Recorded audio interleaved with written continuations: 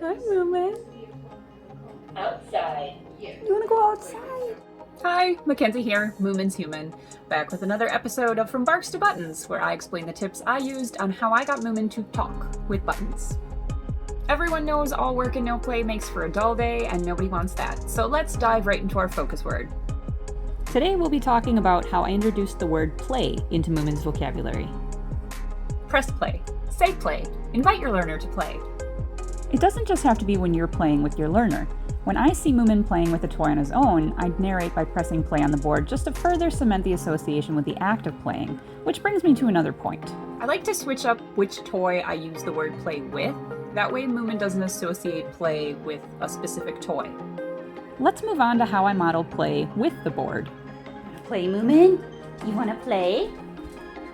Play. You wanna play? Get that toy. Get it.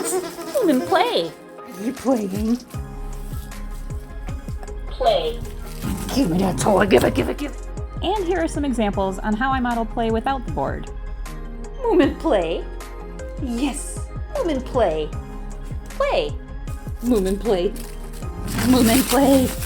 Yes, Moomin, play. Good play. Repeating the word out loud might feel a little ridiculous at first, but I like to think of it as an investment in Moomin's mental enrichment. I mean, there's really no limit on how absurd I'll act if I feel like it's going to benefit him in some way, so. Now you may be wondering, how often does Moomin use the play button?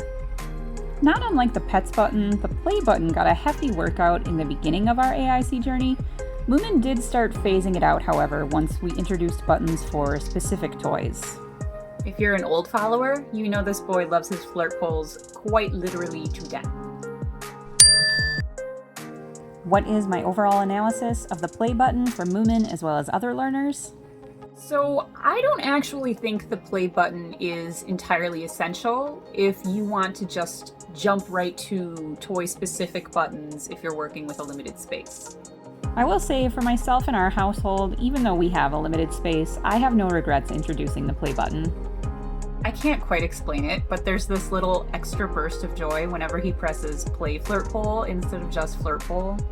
Anyway, thanks again for tuning in to another episode of From Barks to Buttons. I will see you guys next week for a new focus word.